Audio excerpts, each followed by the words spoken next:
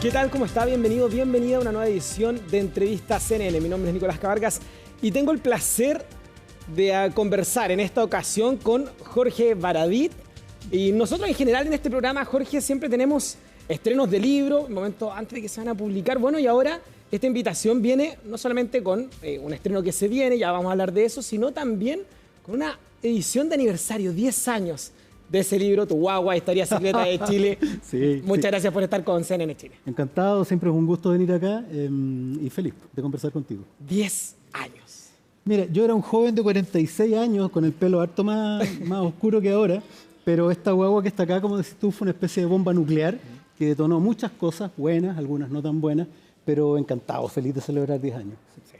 Hablemos de la previa de cómo se trabajó ese libro, porque venías trabajando incluso novelas gráficas, ¿no? Te tomaste desde tu última novela gráfica hasta la publicación de este libro, fueron 2-3 años. Sí. ¿Cómo nació la idea? Y además meterse en un lugar, no sé si tú lo sentías así, o si sientes que pasó así, que podría ser un desafío meterse en la pata de los caballos, ¿no?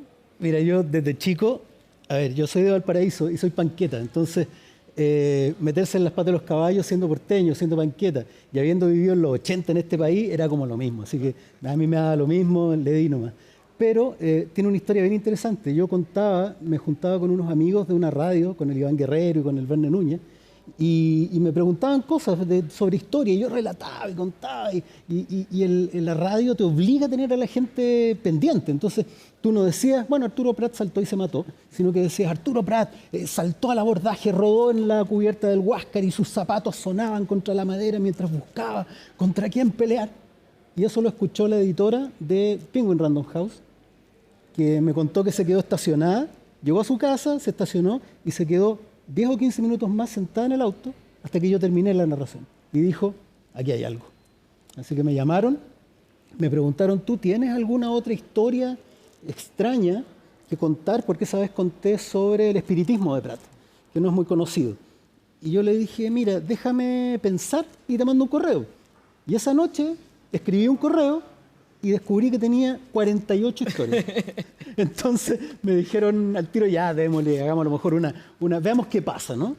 Veamos qué pasa y vamos a lanzar unos 2000 ejemplares. Y ese veamos qué pasa, tu sensación mientras estabas escribiendo, ¿sabías que podía ser un boom? No, cero.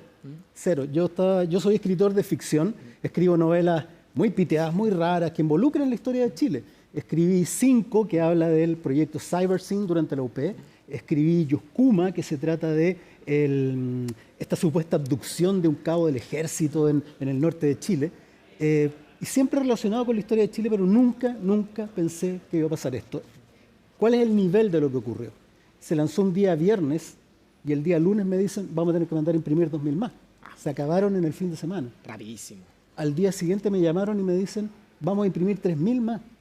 Y después de como 5 veces me dicen, ya vamos a imprimir 20.000, porque esta cuestión se desfocó. La gente llegaba a las librerías y las librerías empezaron a hacer listas, como ya lo vamos a llamar cuando llegue. Otras vendían vouchers, les vamos a vender, acá está, usted paga y después con este papel viene a retirar. Fue una escoba que nadie se explica hasta el día de hoy. Fue caso de estudio en América Latina y en Europa, en España en particular.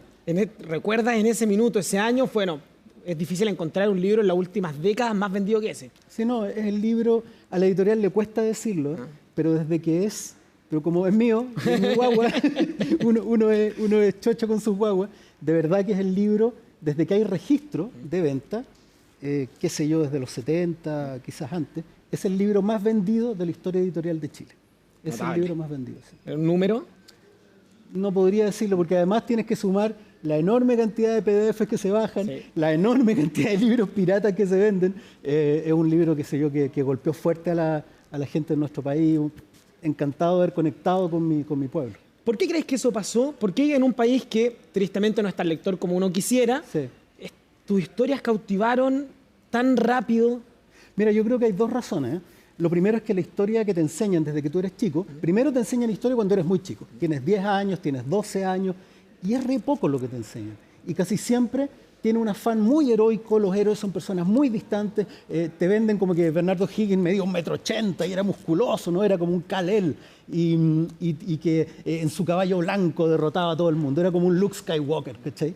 En cambio, en esta historia lo que te muestra es un O'Higgins, un Pratt, un Manuel Rodríguez, con penas de amor, con problemas internos que superar, con el dolor de ser un hijo guacho de O'Higgins, con el dolor de haber perdido una hija de Pratt, o el dolor de Manuel Rodríguez, por ejemplo, también familiar, de que nunca pudo casarse y concretar su amor con el amor de su vida, que, dicho sea de paso, después de la muerte muy joven, en los 30 de Manuel Rodríguez, nunca más se casó y hasta su muerte en su habitación dormía con un cuadro de Manolito en la pared. Entonces, esa cercanía con tu historia, saber que esas cosas que te estaban contando tenían que ver contigo, ese fue un factor súper importante. Y quizás el segundo es que nosotros empezamos a contar la historia desde la gente, desde abajo. Es decir, no era solamente los 5 generales y los 20 presidentes, sino que empezamos a contar la historia desde los trabajadores, desde nosotros, desde quienes trabajaban en la Escuela Santa María, desde los obreros de las minas en Lota, desde una historia que es desde abajo, a la que la gente no tenía un acceso popular.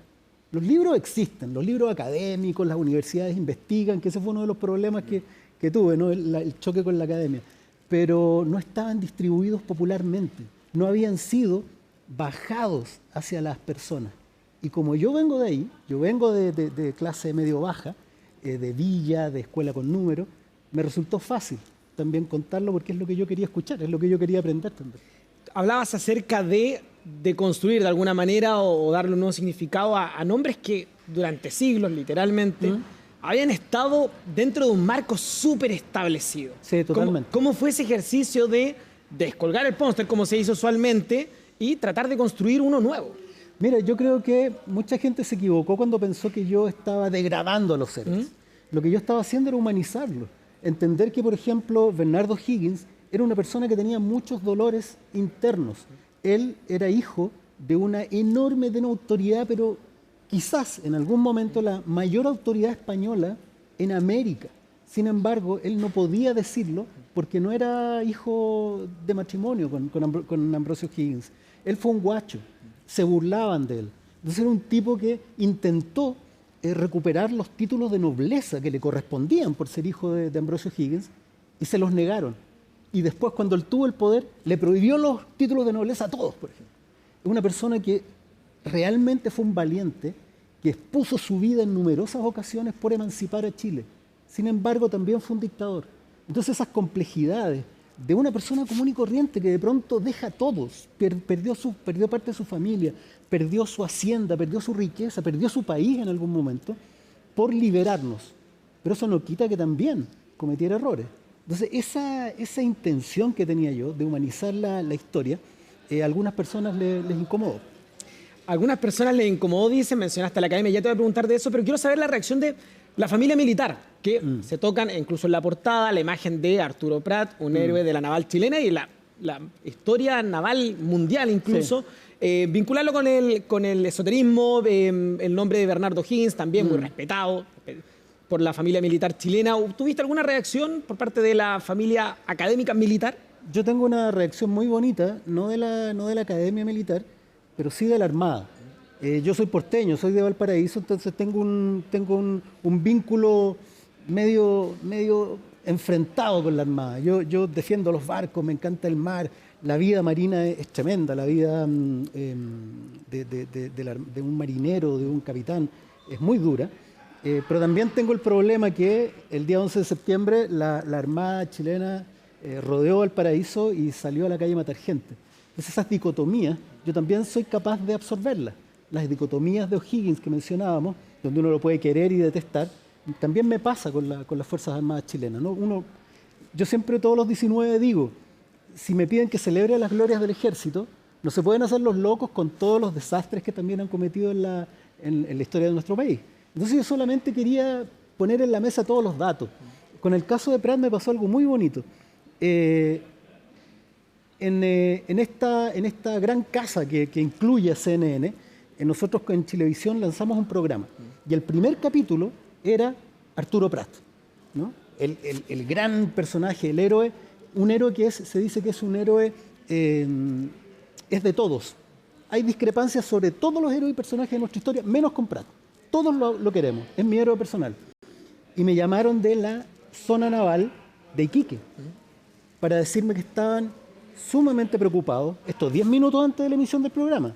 Estábamos todos en una terraza con una televisión puesta, todos felices, y de repente suena el teléfono de la productora. Aló, abre el almirante o comandante no sé cuánto de la zona naval de Iquique. Nosotros, ¿qué pasó? Y nos dice, estamos muy preocupados por lo que pueda pasar hoy día. Y nosotros, bueno, vea el programa primero. Y ese programa tuvo un efecto muy bonito. Lo lanzamos por Chilevisión en un horario previo a las noticias y fue el mayor rating de ese día. Y le ocurrió muchas veces a un programa de historia, que se supone que es el ramo fome, ¿no? Y ¿sabéis qué es lo bonito? Que después de terminado el programa, 10 minutos después, recibimos un llamado del mismo oficial de la Armada para decirnos: quedamos muy felices con el programa, ¿no? ¿Qué quiere decir? Tuvieron el suficiente criterio como para darse cuenta que Arturo Prat es mucho más que alguien que se mató al saltar al Huáscar. Era un gran soldado, era un gran abogado, un gran chileno, un gran esposo y una tremenda persona con también preocupaciones sociales. Arturo Prat enseñaba en escuelas para obreros de manera gratuita los fines de semana. Entonces es importante, por lo menos a mí me parecía que era importante que la gente supiera que Arturo Prat no solo había sido alguien que se mató, sino alguien que estuvo pendiente de los problemas sociales de su época.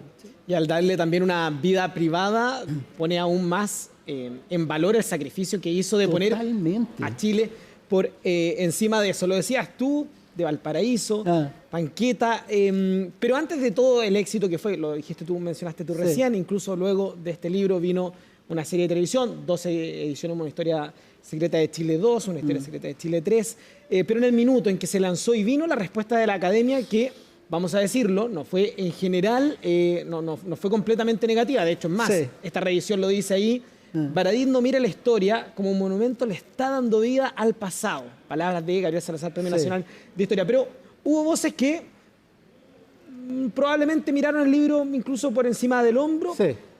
¿Qué te pasó a ti ahí, teniendo 10 años menos? Y me imagino, porque lo que vino después, me imagino te construyó una coraza, no para cualquier comentario, pero en ese minuto...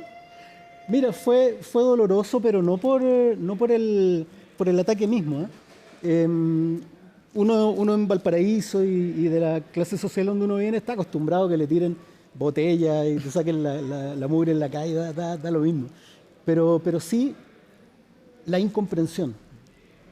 Me acusaron de no ser historiador y yo dije, por supuesto, en ningún lugar yo digo que soy historiador. Yo soy un escritor divulgador. Y en todas las áreas de la ciencia, del conocimiento, existen divulgadores, que son personas, la academia lo hace súper bien. Ellos hacen sus estudios académicos, sus papers, y tienen que meterse en detalles que a veces son incomprensibles para las personas. Entonces tienen que haber unos intermediarios que sean capaces de tomar todos esos contenidos complejos y entregárselos a todos nosotros en términos que todos podamos entender. Y cuando digo esto no estoy mirando menos a las personas, sino que esas personas no tienen por qué saber lo que es el código APA, no tienen por qué saber lo que es una fuente directa, no tienen por qué saber, en el caso de la ciencia, lo que es el entanglement de las partículas elementales. No tienen por qué saberlo. Ahí es donde entran personas que explican de manera más sencilla cuestiones que pueden ser complejas. Entonces a mí me daba pena que no pudieran ver que esto era súper bueno para la historia de Chile. Pasaron dos cosas muy bonitas. Aumentaron, como dicen los curas, ¿no? Aumentaron las vocaciones por historia en las universidades, me consta, y también un dato muy bonito de una de las historiadoras que me apoyó, que es otra, quizás lo entendió porque ella es divulgadora, que es la María José Cumplido, que hoy día dirige la Fundación Iguales. Cote. Y la Cote. Ella estaba muy feliz con esto y defendió Historia Secreta de Chile porque ella trabajaba en memoria, en el sitio de la biblioteca... Memoria chilena. Memoria chilena. Sí. Me decía, todos los lunes, después del programa de Chilevisión, la web revienta en el tema en el que tú presentaste el fin de semana. Y la gente conversaba sobre Manuel Rodríguez o sobre Ramón Freire a la hora de las 11, ¿cachai? Entonces fuimos, este libro, esta guagua, fue capaz de darle un vehículo, porque no soy yo, son las historias, de dar un vehículo al interés de los chilenos por su propia historia. Porque hay algo que nos pasa, no sabemos en realidad de dónde venimos, tenemos muy difícil eso, y cuando tú no sabes de dónde vienes, no sabes quién eres. Y si no sabes quién eres, es difícil tomar decisiones correctas para el futuro. Sí, claro. Lo decías tú, pasaron días y era un éxito. No solamente te lo informaban, lo veías en las librerías, sino también, me imagino, caminando por el Paseo Humada, darte cuenta que... sábanas donde solo estaba Historia Secreta de Chile. La piratería habla mucho en ese sentido, ¿no? Sí, claro. Uno no defiende la piratería, pero es un síntoma. Sí, claro. Es un síntoma de lo que está pasando. Bueno, y al darte cuenta tú de lo que estaba sucediendo y lo que vino después, Historia Secreta de Chile 2, Historia Secreta de Chile 3, dijiste, escribí 48 historias, me senté rápidamente. ¿Cómo fue tu vínculo para escribir y no copiarte a ti mismo, repetir la fórmula, que había sido un éxito nacional, para lo que venía? Y también tu vínculo para escribir tras la crítica de la academia. Sí. Mira, como tú dices, hay que tener cuero duro. A un sector del país no le pareció que le bajaran, quizás los sectores más conservadores, les gusta tener santos, les gusta tener figuras heroicas, quizás tienen un poco más de amor por el mundo castrense que la gente normal, y a ellos quizás no les gustó que bajáramos a los héroes y tratáramos de incluir a otros, ¿no? Por ejemplo, en la saga Héroes, nosotros dijimos, ¿por qué todos los héroes en nuestro país son militares? También hay héroes civiles, y hay otros militares que no están incluidos. Ramón Freire, por ejemplo, un personaje que el propio profe Salazar recoge, que es el que más batallas ganó en la independencia de Chile. O'Higgins no ganó ninguna, su importancia está en otro lado. Sin embargo, Ramón Freire fue capaz de ser el mejor militar de nuestra independencia. Y después fue capaz de convertirse en un presidente demócrata, en sacarse los galones, ponerse una corbata, que no se ocupaba en la época, pero que se entienda. Tengo que hacer todas estas aclaraciones porque si no después me dicen, no, para mí se usaban corbata. No, pero he sacado muchos detallitos. Entonces, fue capaz de ponerse una corbata y gobernar democráticamente durante muchos años. Entonces, está, por ejemplo, Clotario Blest, está el padre Mariano Puga, que nos gustaría que estuvieran pero muchos de esos héroes quizás son medio zurdos, ¿cachai? Entonces hay gente a la que no le gusta y comenzaron ataques no solamente desde la academia, sino también de un cierto sector al que no le gustó este trabajo de humanización que nosotros hicimos con la historia. Tú eres un hombre, bueno, la estética te preocupa y en tu trabajo se ha visto y en las portadas también. Sí. En la primera edición, Arturo Prat con este tercer ojo. En la segunda edición, O'Higgins con los lentes típicos de la fotografía de Pinochet. En la tercera edición, Gabriela Mistral con un tatuaje, ¿no? Claro. En honor a Doris. Fue un trabajo donde también tuviste decisión tú. Sí. ¿Sí? Mira, esto fue un trabajo con mi hermano, que se me olvida el nombre, y es mi hermano, el que hace la gráfica. Después me voy a acordar. Yo quería, si tienen en la memoria ustedes las portadas de los libros, van a recordar que están como medios cochinos, ¿no? Y que parece que estuvieran hechos con stencil. Esa era la idea, que se viera como un trabajo hecho por stencileros o por grafiteros medios panqueta, porque esto se trataba de despeinar la historia de Chile. Entonces yo le pedía al diseñador, al ilustrador, que hiciera un Arturo Prat como si hubiera sido un stencil sobre una pared en una esquina cualquiera del país, donde quedaban pedazos de afiches anteriores, y que le pusiéramos este ojo en la frente para indicar su interés en el mundo espiritual, en el mundo del espiritismo. Y claro, uno panqueta es bien iconoclasta, pero hay gente a la que le molesta. Después con O'Higgins, decir que O'Higgins fue realmente el primer dictador de la historia de Chile. Fue libertador, pero también se convirtió no tuvo la capacidad de Freire de ponerse corbata. Él siguió siendo un militar bien duro. Entonces lo mezclamos, lo relacionamos con Pinochet, me quedó la escoba. Sí, esa portada en particular generó... Claro, entonces uno cuando le gusta tocar la oreja, es probable que le lleguen combos de vuelta. Entonces... Bueno, portadas que han hecho historia, y también ahora en CNN Chile vamos a conocer la portada que se viene, ¿no? Es que está a punto de buscar otra guagua. Sí, a ver. Porque nos contabas que estás preparando un libro. Ahí Exacto. lo vemos. Mira qué lindo eso. Si pueden sacar el Chile GC de mágico. abajo, saquen el GC de abajo un poquito. Eso, gracias. Que dice Brujería, mitos, estoy cortadito ciudades yo, perdidas y y símbolos oscuros. Este libro, Chile Mágico, busca, así como en los libros de historia secreta de Chile, habían sobre el sacrificio humano del terremoto del 60, o estaba la historia del niño, del sacrificio del niño en el Cerro del Plomo, o la historia de Jaime Galté. En el fondo, en este libro estamos tratando de rescatar todos esos momentos que también tienen que ver con la historia de Chile, pero que están más relacionados con cosas que la academia no pesca tanto, como las animitas, como las ciudades perdidas en el sur de Chile, que parecen mágicas, con nuestros mitos sobre Caicay, Tentén, Bilú, todos que son situaciones de nuestra historia y de nuestra tradición que nos dibujan como país. Por ejemplo, nosotros somos, quizás lo que más nos interpreta como país son las tragedias. Son los terremotos, yo siempre digo, nos encantan los terremotos. Somos países, yo creo que, diciéndolo con todo respeto, creo que hasta hubo desilusión de que no hubo un tsunami hace un tiempo atrás, cuando fue un terremoto en Rusia, como que todos dijimos, oh, no pasó nada. Porque somos un país que vive en las tragedias, en las catástrofes, nos sentimos más vivos, salimos a colaborar, nos relacionamos con cualquiera en la calle, nos ponemos polera, trabajamos, Chile ayuda a Chile. Incluso yo digo que hasta un poco nos inventamos una tragedia una vez al año con la Teletón, siendo que tú puedes colaborar todo el año. Sin embargo, ese día salen todos a la calle y dicen, colaboremos, nos abrazamos y vamos a perder y tenemos que llegar a la meta. Y la verdad es que podéis colaborar todo el año, ¿no? Pero nos gusta eso. Vivimos como un pueblo que en las tragedias se transforma, deja de ser tan introvertido, deja de ser tan desconfiado de los demás. Y no es raro. Hay un historiador que se llama Rolando Mellafe, que hizo un catastro y descubrió que entre la llegada de Almagro y principios del siglo XX estuvimos expuestos a 400 catástrofes y tragedias atroces, entre terremotos, maremotos, aguaceros, deslizamientos de tierra. Somos un país que vive en medio de el océano más grande y violento del planeta y la cadena de volcanes más activa. Nosotros tenemos más de 90 volcanes activos.